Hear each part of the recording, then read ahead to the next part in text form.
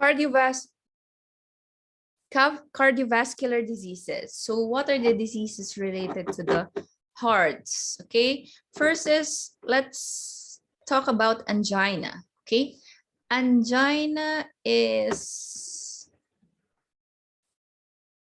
also called as chest pain. Okay, actually angina is not a disease, but it's a symptom. If you feel a chest pain, it might be a sign or symptom of a myocardial infarction or heart attack. So risk factors of angina, you have tobacco use, diabetes, high blood pressure, you have the high blood cholesterol or triglyceride levels, family history of heart disease, you have old age, lack of exercise, obesity, and stress. Signs and symptoms is you will see there will be a tightness in pressure. It feels that you a bus is pressing your chest. Okay, you feel squeezing or burning in the chest. Then pain can occur in the shoulder. Most of the time you will feel the pain on the left part, left shoulders, left arms, neck, jaw, and back. A person may be pale, okay, feel faint and perspire. You will see also dyspnea, difficulty of breathing, nausea, okay, fatigue and weakness, and gas or indigestion. Sometimes the patient may feel only gas or indigestion, okay, but it is a sign that the patient is having heart attack. Okay, that's only the signs and symptoms that you will see to the patient, but it's already heart attack. So be careful with that. Then what are the treatments? You have the medications, okay, surgery and lifestyle change. Okay, if the angina is controlled by rest, okay, it means that it is not an heart attack. Okay, it's only caused by stress. Okay, so if the patient chest pain is controlled by rest, okay, it's not heart attack. But if the chest pain is not controlled by rest or medication, most probably it is heart attack. Now let's go with heart attack. Another term for heart attack is myocardial infarction. If you see in the stroke, okay, the cerebral artery is blocked, okay, the artery which supplies blood to the brain. In heart attack or myocardial infarction, the carotid artery, okay, the artery which supplies blood into the heart is blocked. Okay, maybe it's because of cholesterol, sugar, fats. Okay, that's why it's blocked. So if it's blocked, of course, there will be it will die, it will necrotize. That's why there will be a heart attack. So what are the risk factors? Most of patients with heart attack is aged, then smoker, hypertensive, dyslipidemia, okay, or hypercholesterolemia, high cholesterol, obese, diabetes, metabolic syndrome, okay, family history of heart attack, lack of physical activity. If you have sedentary lifestyle, of course, how you will have a good blood circulation if you are only sitting and watching televisions. Then stress, a history of preeclampsia. What is the preeclampsia? It is the hypertension during pregnancy. That's preeclampsia. And autoimmune disease. Then what are the treatments, guys? For myocardial infarction, always remember Mona Lisa. Okay? Why Mona Lisa? It's because Mona Lisa is the treatment for myocardial infarction. Why? Because M is for morphine. Morphine is for pain because there will be a severe chest pain for those patients with heart attack. That's why they will give the patients morphine. Another is O for oxygen. There will be difficulty breathing for those patients with heart attack because they will feel that there is chest compression, squeezing of the chest. They will feel suffocated. So that's why you need oxygen. Then nitroglycerin. Nitroglycerin is a vasodilator, or it is a patch which is put on the left side of the chest, okay, to enlarge the diameter of the arteries, okay, to remove the clot. And aspirin it will remove the clot by aspirin is an anticoagulant which remove the clot. So that is Mona or Mona Lisa. Remember Mona or Mona Lisa for the treatment of myocardial infarction. Then lifestyle change, you have the surgery. They can do surgery like bypass, okay? Then medications.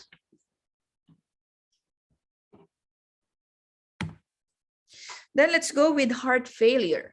Heart failure, your heart normally is like this, okay? You will see on the left side, your normal heart size is like this. But if you have heart failure, guys, because of the heart is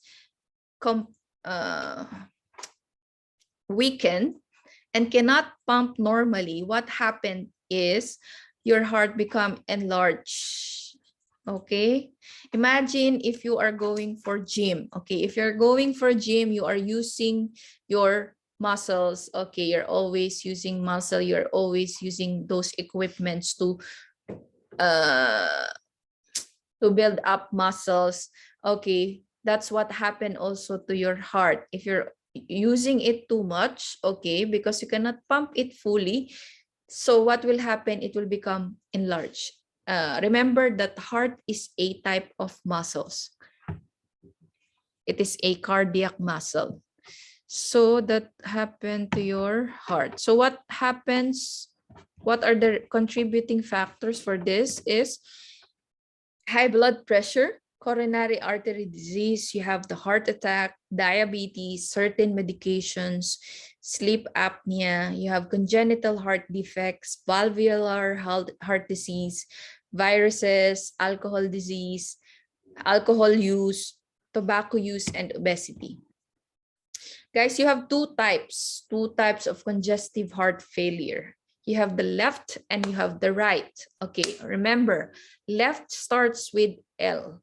So all the signs and symptoms is related with lungs. Starts with letter L also. I repeat, one type of heart failure is left-sided failure. The first letter is L. Okay, so it's related, most of the symptoms is related to lungs. So starts with letter L. So what are those symptoms? Dyspnea, difficulty of breathing, paroxysmal nocturnal dyspnea. It means that the patient has difficulty sleeping because of, at night because of problem with breathing. Then you have restlessness. You have the pulmonary wedge pressure is elevated, confusion because you are having less oxygen, orthopnea. Orthopnea is difficulty breathing when you are sitting. You will be at ease for your difficulty of breathing if you are sitting. That is orthopnea. You have cough, crackles. Crackles is the sound of your lungs when you use stethoscope.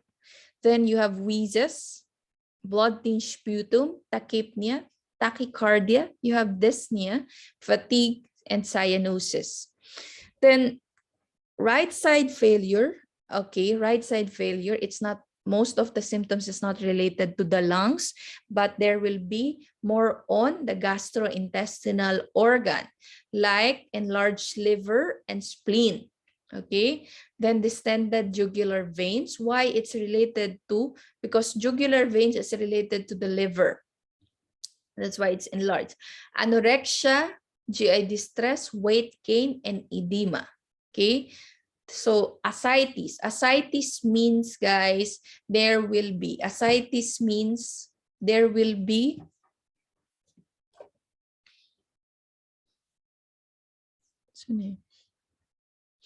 ascites means there will be enlargement of your peritoneum or your abdomen. That's called ascites. Then what are the treatments for heart failure? Guys, you should restrict the sodium intake. Why sodium intake is restricted? Because guys, you will notice that for heart failure, there will be edema, okay, swelling. If there will be sodium, salt attracts water, okay? If salt attracts water, it will cause more edema, okay? That's why sodium is restricted to the diet. You need to give oxygen, okay? Then you have semifowler's position because they have difficulty breathing, as I've told you. Strict intake and output. You should strictly measure the intake and you should strictly measure the output of the patient to ensure that you are that the patient is having a sufficient amount of intake and output. Then daily weight. You need to weigh the patient every day, every morning before breakfast to make it accurate. Range of motion exercises. You have the surgery and you have the medications. What surgery? They will, maybe there is clot. That's why the patient heart is having difficulty pumping. So that is the surgical management. And you have the medications. Now let's go with the respiratory diseases. So for respiratory diseases, guys, you have the COPD. Okay, if you remember in our quiz before, I asked you what is COPD.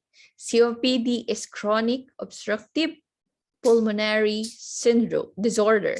So this is an umbrella term used to describe progressive lung diseases, including emphysema, chronic bronchitis, and refractory non-reversible asthma.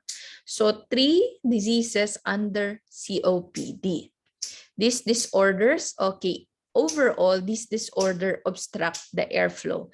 Remember that your respiratory system is all about oxygen. Without your respiratory system, you will not have enough oxygen to your body. So first, what are the signs and symptoms of the COPD?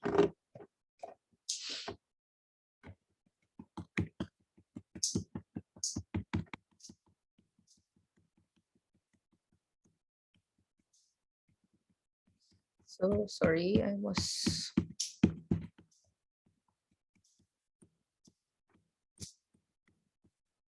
Okay, signs and symptoms of COPD, there will be chronic cough. Okay, cough will not be cured. There will be always chronic cough. Production of mucus, there will be always secretions, fatigue, shortness of breathing. That's why there will be difficulty of breathing, dyspnea, and chest discomfort. So what are the causes of COPD? Mostly smoking, air pollutants, and genes. It is inherited.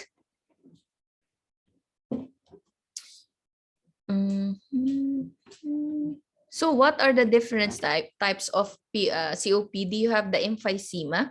We are calling the emphysema pink puffer. Okay, the alveoli enlarge and become less elastic. They do not expand and shrink normally when breathing in and out. Most of the COPD patients, guys, they have this increased carbon dioxide, okay, in the body. Instead of oxygen, they have increased carbon dioxide in the body. Okay, so for this, because carbon dioxide, the oxide there, okay, imagine the oxygen, guys, is a a product to make a hemoglobin. Okay. However, there is less oxygen for those patients with COPD. So what happened because of hypercapnia or increase in carbon dioxide, okay, the oxide there, okay, it mimics the oxygen, and there it mimics the hemoglobin. So what happened to the patient? There will be a pink puffer. Why pink puffer? Because the color of the patient is not pink, but blood is contains with hemoglobin, which is from the carbon dioxide. Okay, that's why it's called pink puffer. Okay, then while chronic bronchitis is blue bloaters. Blue bloaters is that's why blue bloaters, inflammation of the lining of the bronchial tubes which carry air to the air sacs lungs, characterized with daily coughs, mucus production. So the color of this patient is mostly cyanotic, because why? The oxygen is decreased on this patient. So that is chronic bronchitis. So risk factors: tobacco smoke, asthma who smoke, occupational exposure to dust and chemicals, exposure to fumes from burning fuel, age, and genetics. So this picture shows the patient with chronic COPD. You will see the patient will not live without oxygen. If you remove the oxygen, the patient will die. But don't put oxygen more than 2 liters, because if you put 2 liters for the patient will die. The patient will have oxygen, carbon dioxide drive. That's why it's not allowed for the patient to give more than 2 liters of oxygen. Okay? Only 2 liters of oxygen is allowed for the patient with COPD. Easily fatigued, frequent respiratory infection, use of accessory muscles to breathe or orthopnea, cor pulmonale, thin in appearance. You will see like this. The patient is like this, then thin, wheezing, pursed lip breathing, chronic cough, barrel chest. Barrel chest means like this. Then prolonged expiratory time, bronchitis, digital clubbing. Digital clubbing is you will see that their fingers is color blue or cyanotic. So what are the treatments for this patient? Smoking cessation. Because why? Because the main reason why the patient have COPD is because of the cigarette smoking. Then medications, oxygen therapy, and surgery. Okay. Now let's go with another COPD, which is the asthma. Asthma, it is a condition in which your airways narrow and swell and produce. Okay, normal airway is on the left side. You will see this is the normal airway. To breathe, so you can breathe well, this is the normal airway. For asthmatic patient, guys, what happened? Okay, see, if there is an asthma, this is the middle one is the asthmatic. If the asthma, there will be an asthma attack, it will become less in diameter. So if it will be less diameter, oxygen will not comes in. Okay, so the patient will have difficulty breathing. So that is asthma. So there will be a condition, narrowing on the swelling and production of the secretions. Okay, so what happened? Okay, asthma is also called as allergy of the lungs. Why allergy of the lungs? Because if you inhale your if you're allergic to dust, if you're allergic to any perfume, it can trigger asthma. Okay, that's why asthma is so-called allergy of the lungs also. What are the risk factors? Having a blood relative. It is inherited, guys. Asthma is inherited. I have asthma when I was 7 years old. I inherited it from my grandmother. Luckily, I recovered from it.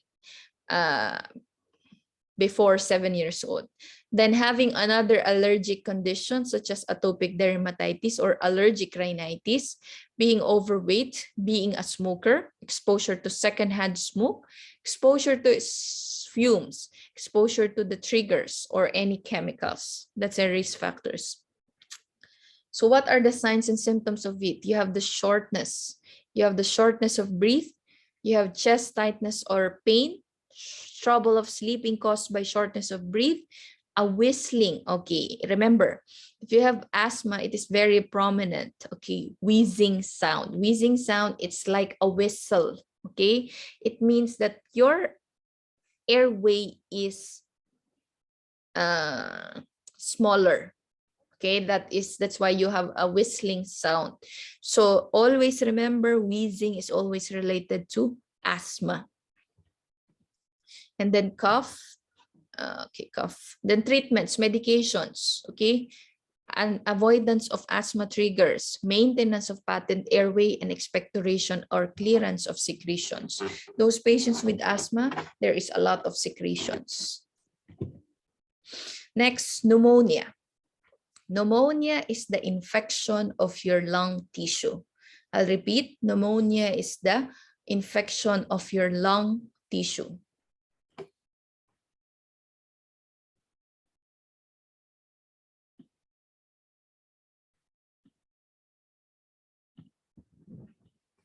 So, see, the normal lungs is like this. You'll see the normal alveoli, the color is like this. Then if you have pneumonia, you will see a greenish or yellowish color, which means that it is infected. There's a lot of causes why the lungs is being infected.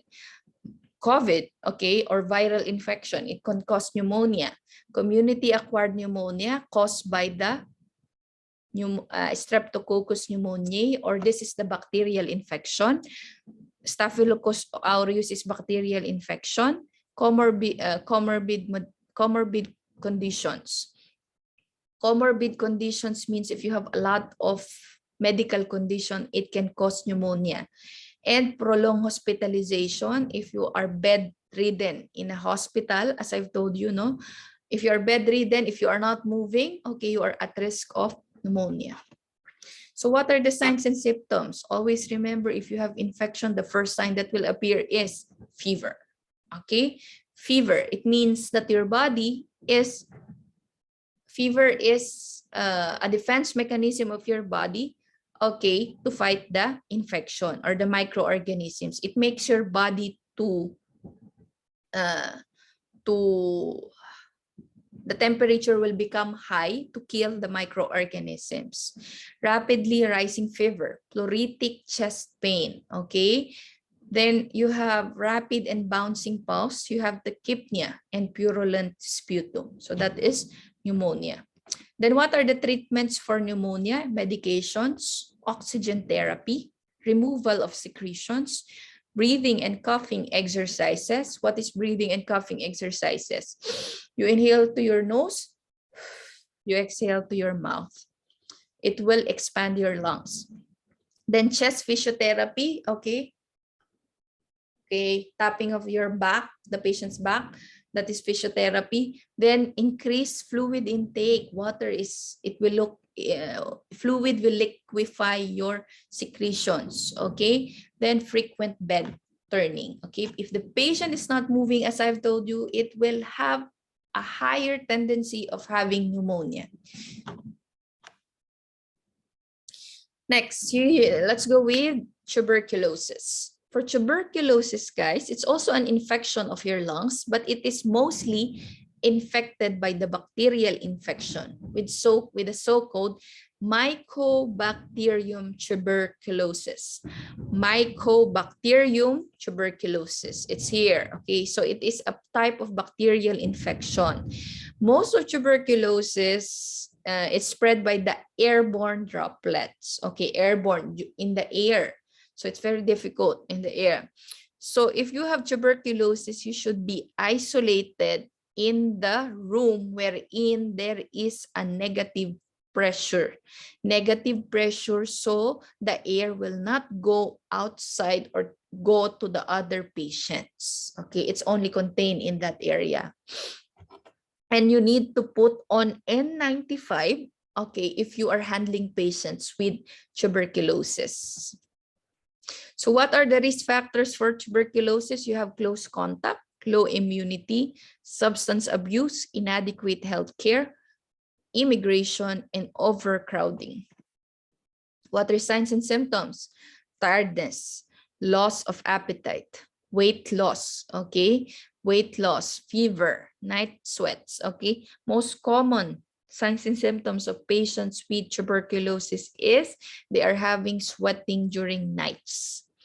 Then cough and cold production over time, and then chest pain.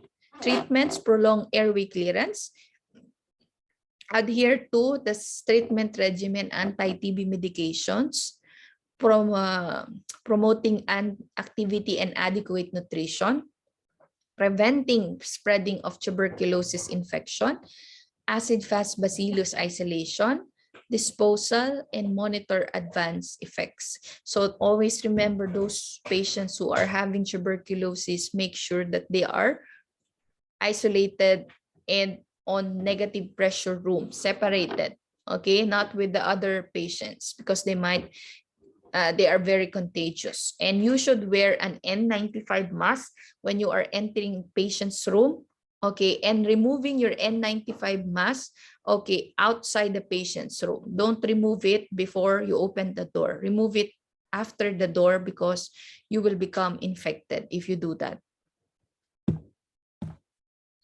Next, let's go with digestive diseases. So we have the vomiting, okay, as I told you, what are the measures that we need to do when we encounter patients with vomiting. So follow standard precautions in bloodborne standards. Turn the person's head well to the side, okay, to prevent aspiration. You need to turn the patient onto lateral position. Then place a kidney basin. Move vomitus away from the person and provide oral hygiene, and ice chips. Hepatitis. Hepatitis is the inflammation of your liver. As you can see in the picture, guys, the normal liver is on the left, and those with hepatitis is on the right. So see the big difference. So we have different types of hepatitis, very easy to remember: A, B, C, D, E, okay?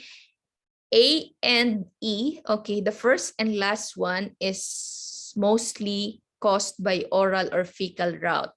If you eat food, okay, which is contaminated by feces, okay, that is hepatitis A and hepatitis E. That's the cause. Hepatitis B, C, and D, it is usually bloodborne. If you had sex, if you had blood transfusion, if you had prick yourself with patients with hepatitis, okay, you can be infected. You can be infected by this disease. So what are the risk factors for hepatitis? Specific hepatitis viruses, alcohol, drugs, autoimmune. So treatments: initiate bleeding precautions per facility protocol. No straight razors. Use soft toothbrush and good oral hygiene. Use stool softeners to avoid straining with bowel movements. Monitor fluid and electrolyte balance. Administer medications appropriately and monitor effectiveness, and monitor supplemental feedings and TPN as necessary, and nutrition and lifestyle education, prevention and protection. If you have hepatitis, okay, already, it's very contagious, so you don't need to have bloodborne contact with the other person, because you might infect the person. For nutrition, you can give the patient low protein diet.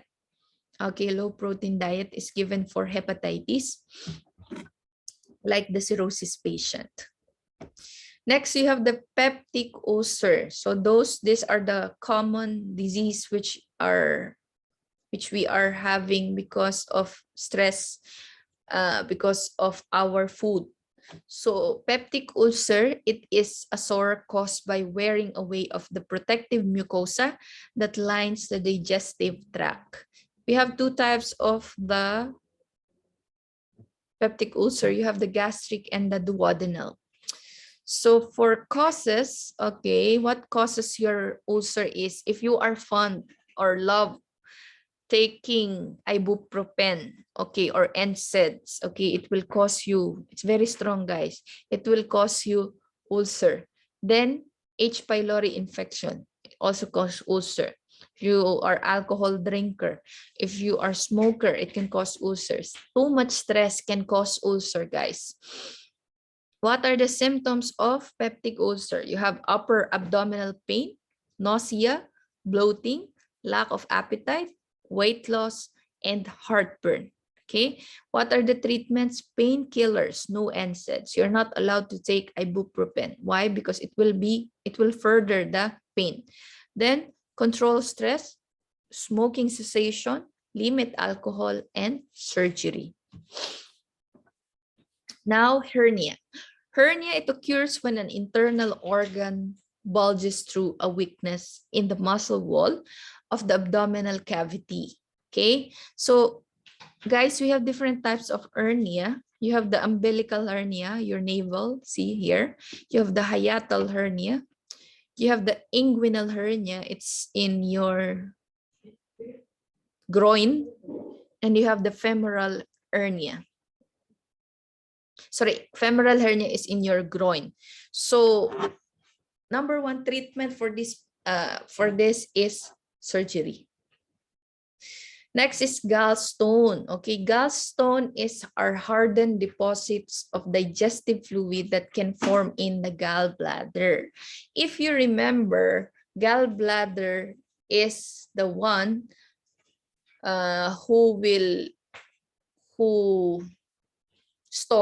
which store the bile. And what is bile? Bile is the one who will break down the fats. Imagine yourself, if you eat too much fatty foods without the gallbladder, without the bile, okay, all of these fats will go to your arteries. It will clot your heart, it will clot your brain, and it will cause too much complications. That's why gallbladder is very important, and the bile. So what are the causes why you're having gallstones or deposits in your gallbladder? Eating too much high cholesterol, high bilirubin, not empty correctly, diabetes, heredity, contraceptives like, what's this? Contraceptives like pills, okay? It can cause gallstones, and then liver. Signs and symptoms of gallstones are sudden and rapidly intensifying pain, then back pain, pain on the right shoulder, and nausea and vomiting. Treatments, guys, of course, surgery. We are calling that surgery as cholecystectomy. Cholecystectomy. Then you have the medication, weight loss, and then you have, of course, low-fat diet, because fat, if you eat again too much fat, it will build up again to the gallbladder. So you should have a low-fat diet or fat-free diet at all. Now let's go with urinary disorders. Okay, UTI, it's very easy. There is an infection to your urinary system. It can be bacterial and it can be viral. So risk factors, most of the time, female are more prone than male. Why? Because the ureter of the female is shorter than the male. That's why female is prone to UTI. Sexual activity, birth control, menopause, other risk factors for UTIs. Then urinary tract abnormalities, blockage in urinary system, suppressed immune system, catheter use, a recent urinary procedure, and an infection. It can travel to the urinary system and can cause infection. Then signs and symptoms, you have a strong persistent urge to urinate. You have a burning sensation when urinating. You have the passing frequent small amounts of urine that appears cloudy. Normally, your urine should be clear. Okay, urine should be clear. If you found that urine is cloudy, it means that you have an infection. Urine that appears red, bright pink, or cola colored. Okay, strong smelling color. Pelvic pain in women. Then treatments, avoid bathtubs. Perineal hygiene. Increase fluid intake. This is number one. You should increase your water intake. Avoid urinary tract irritants. What are those? Coffee, cola, tea. Voiding habit and medications like antibiotics. Then kidney stones, or it is also called as renal calculi. Renal calculi, okay, stones is not only found in the gallbladder, but it's also found in the kidneys, okay? So it is a hard deposits made of minerals and salts that form inside your kidneys. What are the causes of these? If you are eating, your diet, it contains too much salt. If your diet contains too much uric acid, it can be a kidney stones. Excess body weight, some medical conditions, certain supplements and medication. If you are having, do you know that vitamin D can have can trigger your kidney stones, or can be add up for the development of your kidney stones? So what are the signs and symptoms of the kidney stones? You have the severe sharp pain on the side or your back. Pain that radiates to the lower abdomen and groin. Pain that comes in waves and fluctuates in intensity. Pain or burning sensation while urinating, because you cannot pass through the urine because there is blockage of stones. Then cloudy and foul smelling urine. Okay, a persistent need to urinate, nausea and vomiting, fever and chills. Treatment, drinking water, pain relievers, using sound waves. Okay, it is called ESWL. Electric sound wave lithotripsy. Then surgery. Okay, the terminal disorder that can happen to your kidney is kidney failure or renal failure. Imagine yourself without the kidneys. Imagine yourself that you cannot pass urine, okay, because your kidney is failing. Imagine what are the functions of your kidneys, okay? It will control your blood pressure as well. It will also help in removing of the waste products from the body. So if your kidneys will become sick, okay, so much complications will happen. So we have two types of kidney failure, guys. You have the acute and chronic. If it's acute, guys, it means that it's sudden and it will heal thereafter. Chronic means it is more than 6 months, and it's happening for a long time. So that is chronic, permanent loss of kidney function. So causes of it are mostly common, low blood flow, sudden blockage, very high blood pressure, glomerulonephritis. Glomerulonephritis is inflammation of your glomerulus.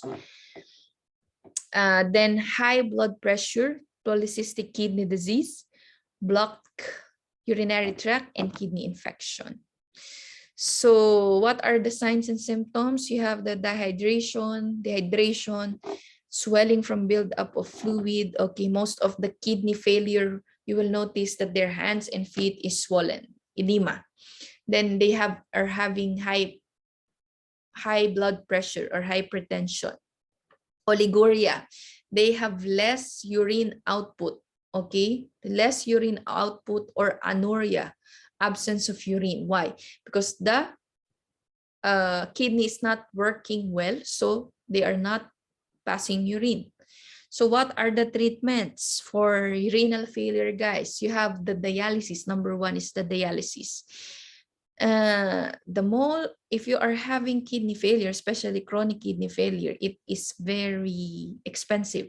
Why? Because dialysis is costly. Every session is costly.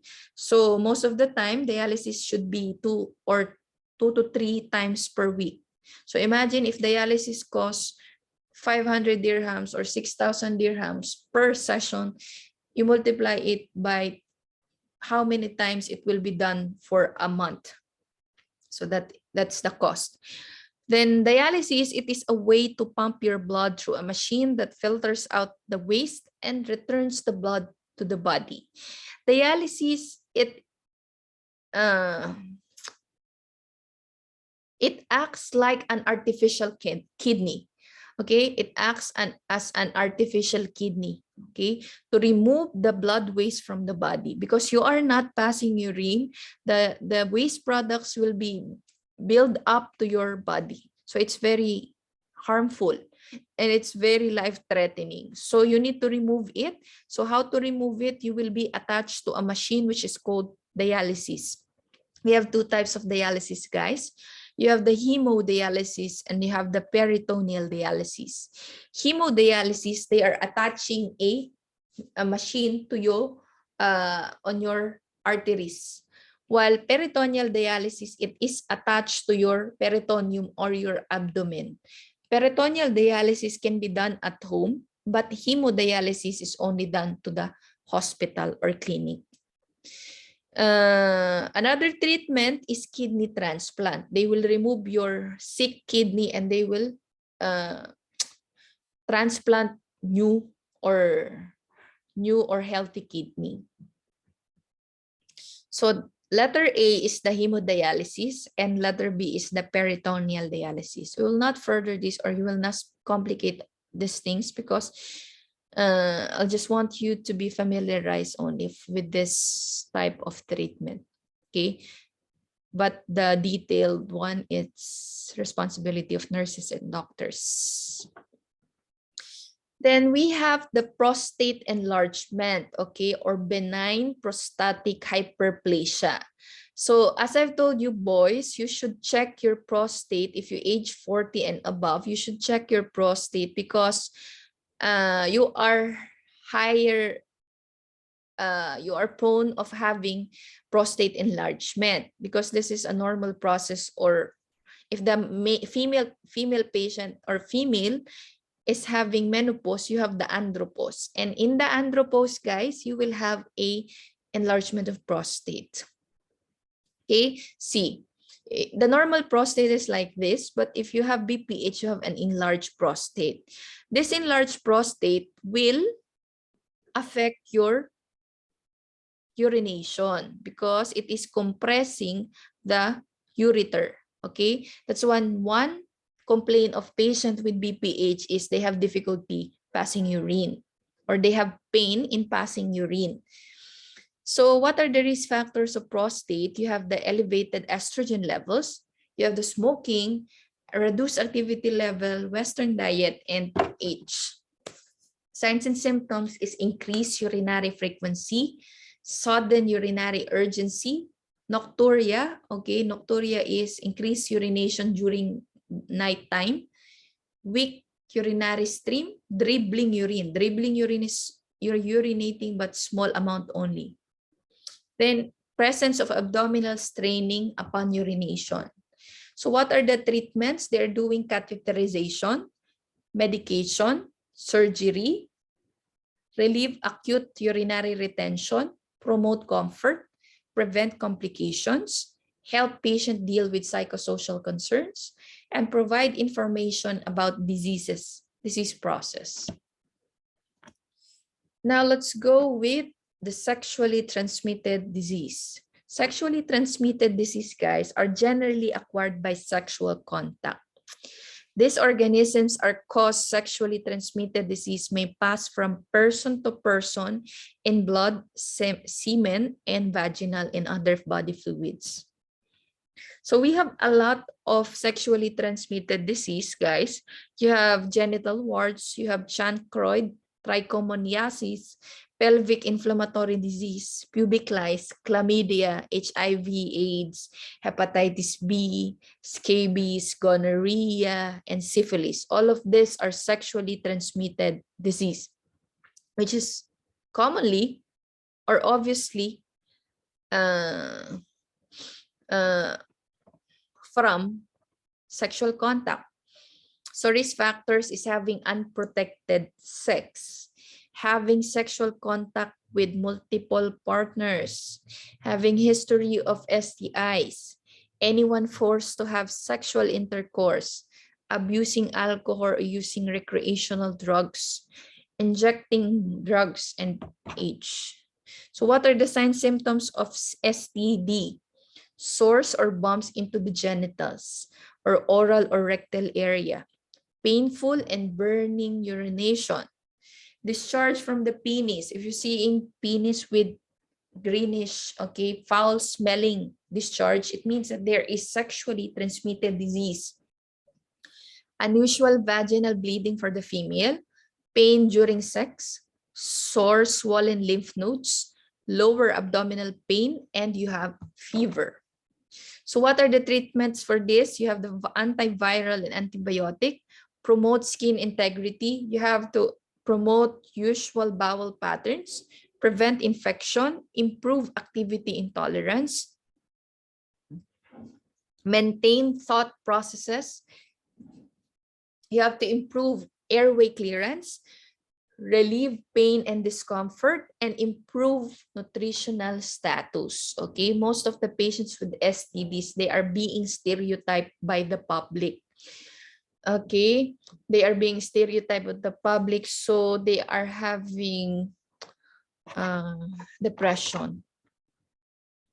Now let's go with endocrine disorders. Okay. The most common disease that you will see in the hospital is diabetes. Okay, diabetes, a group of metabolic disease that occurs with the increased level of glucose. In diabetes, there is an increased glucose level. What is the normal glucose level? Okay, it should be 80 to 120 milligrams per deciliter. However, for those diabetes, okay, it is increased. Usually, it is the result of defects in insulin secretion and insulin action. So what part of the body secretes your insulin? That is your pancreas. We have two types of diabetes, guys. Please listen to this. You have type 1 diabetes mellitus and you have the type 2 diabetes mellitus. For type 1 diabetes mellitus, guys, usually it happened or started in your juvenile stage or your childhood. Okay, what happened to the diabetes mellitus type 1 is you don't have any insulin produced at all. Your pancreas is not producing insulin at all. That is type 1 diabetes, like Gary Valenciano. Then type 2 diabetes mellitus, you still have insulin, but it's insufficient. Okay, you still have insulin, but it's insufficient. Usually type 2 diabetes is started during your adulthood, okay, 40 to 50 years old.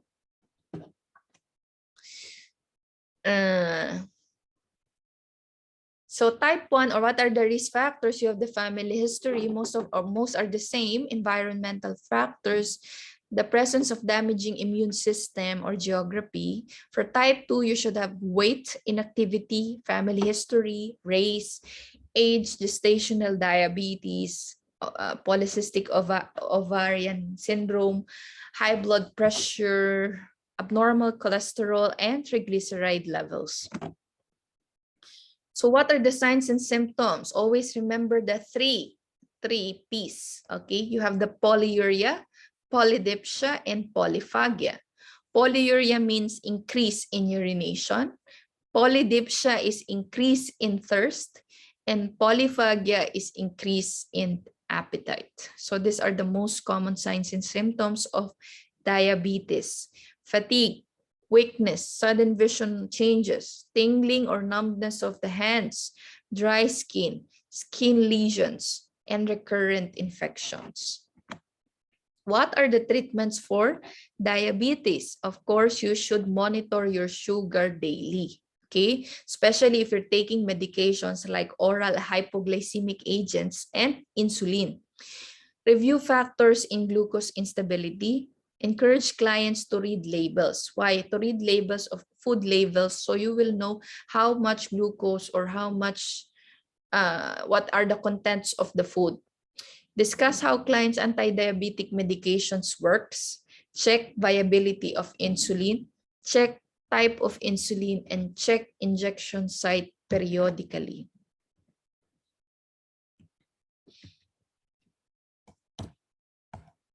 So if you're injecting insulin, I'll teach you how to inject insulin. You need to inject insulin on the fatty part of the body, mostly here, on your abdomen, and on your thigh. Okay, you should not inject it on one part of the body only. You should alternate it. Most of the time, the fastest absorption of insulin is in the abdomen. That's why it's always put in the or injected in the abdomen. Glucometer, I already teach you this.